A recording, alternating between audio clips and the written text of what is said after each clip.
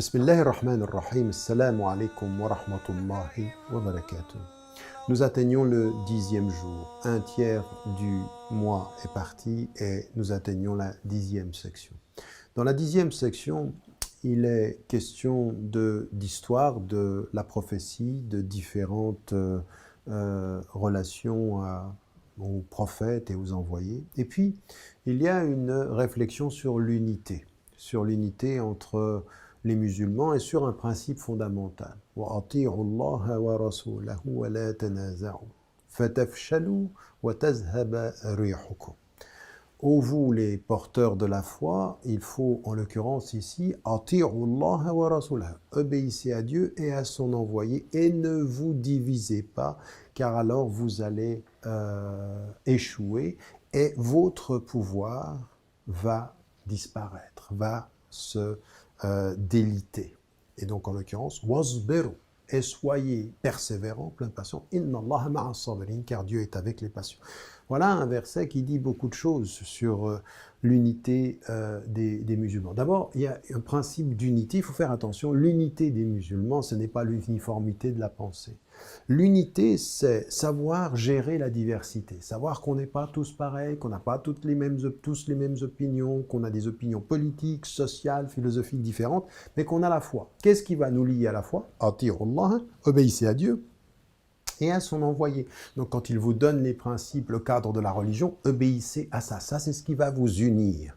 Et puis, ne vous disputez pas et ne faites pas en sorte, en l'occurrence, que ces opinions différentes que vous pouvez avoir sur un plan politique, sur un plan même religieux, sur certaines façons, elles vous divisent. Parce qu'alors, vous allez fatafshalou, c'est-à-dire vous allez véritablement échouer. Et votre pouvoir dans cette division va se perdre. C'est-à-dire ici, il faut vraiment comprendre qu'il y a dans le principe de l'unité l'acceptation de la diversité, mais dans l'acceptation de la diversité, il y a le fait de savoir gérer la diversité pour ne pas que ça devienne de la division. Ce principe d'unité, ce que nous n'avons pas compris aujourd'hui, qu'est-ce qu'on voit? On voit aujourd'hui sur des questions politiques, sur des questions géostratégiques, des chiites et des sunnites qui s'opposent au point de considérer que les uns ne sont plus musulmans, que les autres ne sont plus musulmans. Premier principe d'erreur. Deuxième des choses, on a des opinions religieuses qui peuvent être différentes, des opinions sociales, politiques qui peuvent être différentes, même des questions de priorité dans la foi, dans l'application de la foi, pas dans les principes fondamentaux, mais dans les priorités de l'homme. Et à partir de nos différences sur les priorités, eh bien, nous nous divisons et nous y perdons notre pouvoir et nous ne comprenons pas que de ce point de vue-là, l'unité spirituelle, l'union spirituelle doit nous donner la force de la persévérance, de la patience, parce que Dieu, il est dit dans le verset ici, aime les patients, il aime les persévérants.